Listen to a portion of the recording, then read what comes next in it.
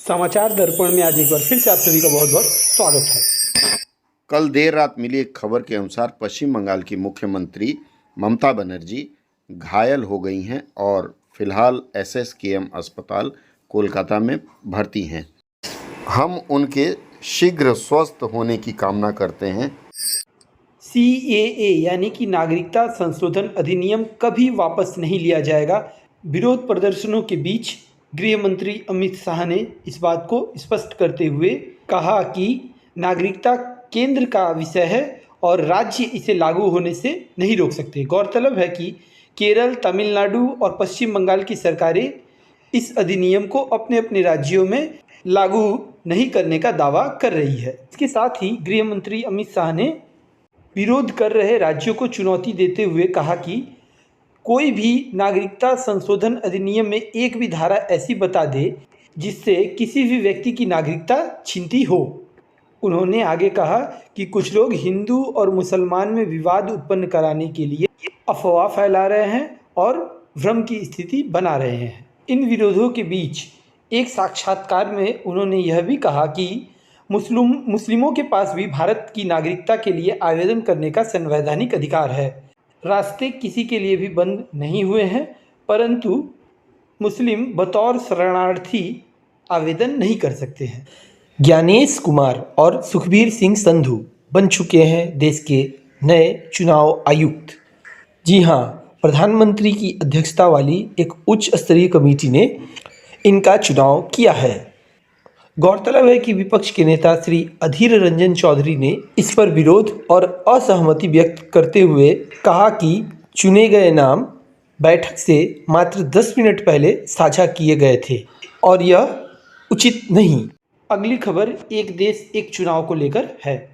पूर्व राष्ट्रपति रामनाथ कोविंद की अध्यक्षता वाली समिति ने देश में एक साथ लोकसभा, विधानसभा व स्थानीय निकायों के चुनाव कराने को लेकर एक देश एक चुनाव रिपोर्ट राष्ट्रपति द्रौपदी मुर्मू को सौंप दी है।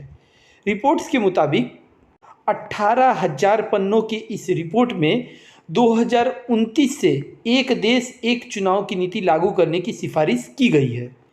उच्च स्तरीय समिति ने पहले लोकसभा और विधानसभा चुनावों को एक साथ कराने, फिर समन्वय बैठाने के लिए 100 दिनों के भीतर स्थानीय निकायों के चुनाव कराने की सिफारिशें की हैं। इसके लिए जरूरी है अगली लोकसभा का कार्यकाल खत्म होने के साथ सभी विधानसभाओं का कार्यकाल खत्म कराने का संवैधानिक प्रावधान किया जाए। समिति ने अपनी रिपोर्ट में इन बातों को स्पष्ट करके राष्ट्रपति के समक्ष रख दिया है।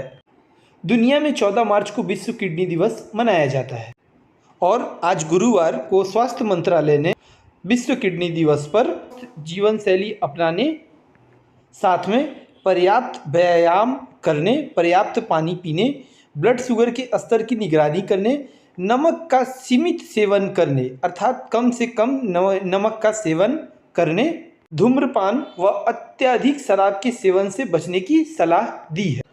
भूटान के प्रधानमंत्री शेरिंग तोब्गे गुरुवार को अपने 5 दिवसीय दौरे पर भारत पहुंच गए और शाम को प्रधानमंत्री मोदी से मुलाकात की।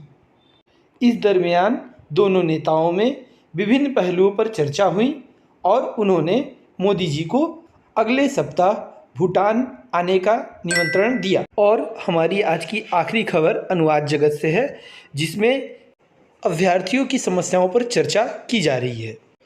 और सप्ताह भर झारखंड वाले अनुवादक परीक्षा के फॉर्म भरने का डेट है, परंतु अभी तक उसका लिंक ओपन नहीं हो पाया है और इससे अभ्यर्थी परेशान है।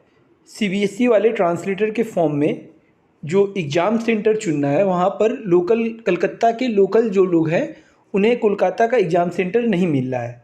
इस वजह से वो भी खासा परेशान है और उन्हें अगल बगल के राज्य जैसे असम, बिहार, उड़ीसा या फिर दिल्ली के एग्ज़ाम सेंटर चुनने पड़ रहे हैं।